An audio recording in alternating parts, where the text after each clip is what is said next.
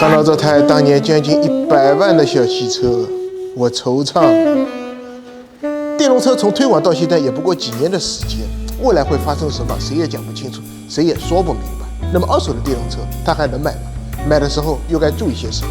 我觉得这个问题，特斯拉就很具有代表性。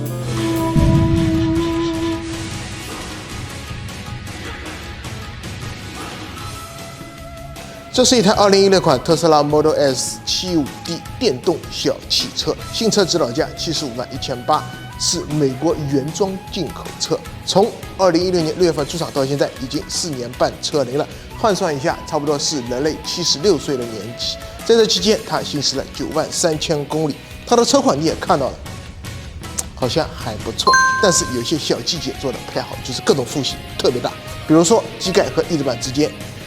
还有中间镀铬饰条的缝隙，还有后备箱的缝隙，差不多有那么大。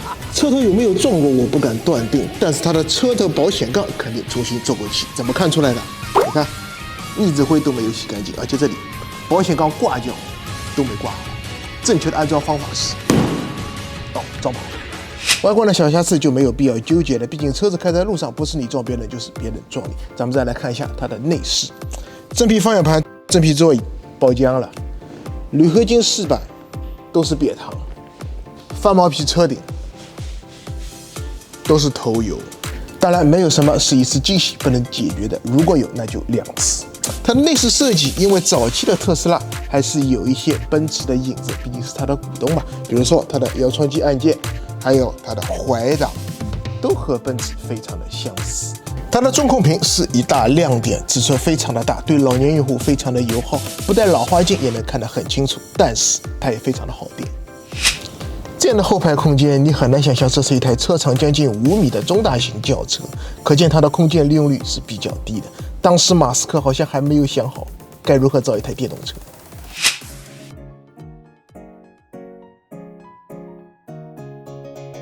接下来就是它的底盘部分了。特斯拉到底是行业的 No.1， 这个底盘平整度做的是相当的出色，而且它的悬挂形式结构也非常的合理，前双叉臂，后多连杆独立悬挂。但是我在这里发现一个小小的疑点，就是它的2侧前悬下面的2根拉杆，它明显是更换过了。2颗白花花的铝合金和周围黑漆漆的铝合金形成鲜明的对比，而且螺丝也有拧动的痕迹。为什么要更换呢？有2种可能。第一点，橡胶老化开裂需要更换。从它周围的橡胶件来看，应该不是这个，那就是第2个可能，就是它召回更换过了。我看了一下新闻，的确是如此。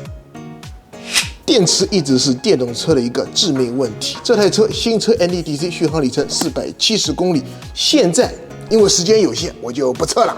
直接告诉你表显，自上次充电到现在行驶了144公里，表显还有72公里可以继续行驶。算一算的话，差不多是200多公里，差不多是新车 NEDC 续航里程的46%。所以说城市里跑跑就可以了，出远门就不要想了。既然说到它的底盘件，那就顺便说一下它的易损件。前后刹车盘已经开始起槽了，刹车片也撑不了很久了。至于它的轮胎，从它的生产日期来看，前面的韩泰18年的，后面的倍耐力19年的，起码是第2套轮胎了，开的还是蛮狠的。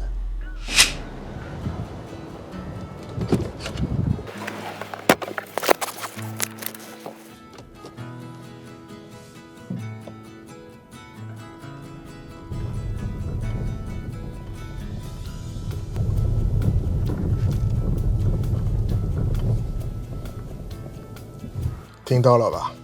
特斯拉在这种碎石路上，就是这种声音，咯楞咯楞咯楞咯楞，还没完呢。方向盘也有异响，这就是70几万的特斯拉 Model S， 也不过如此嘛。最后又到了考验灵魂的话题了，二手电动车它到底能不能买？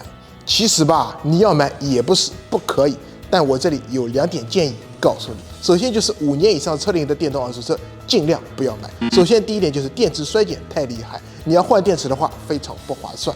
第2点，牌子太冷门的尽量不要去买。也许你车子开得好好的呢，牌子它倒闭了，这就对吧？最后我还要提醒你，二手车目前它的保值率是相当低的。像这台车新车指导价75.18万，现在它的二手车标价是40万左右。当然，车贩子来收车的话，它的价格是会压得更低的，30万甚至20大几万都是有可能的。这个钱就白花花的损失掉了。这其中的利害关系，你自己慢慢的去品。好了，以上就是本期解读实验室的所有内容，我们下期再见。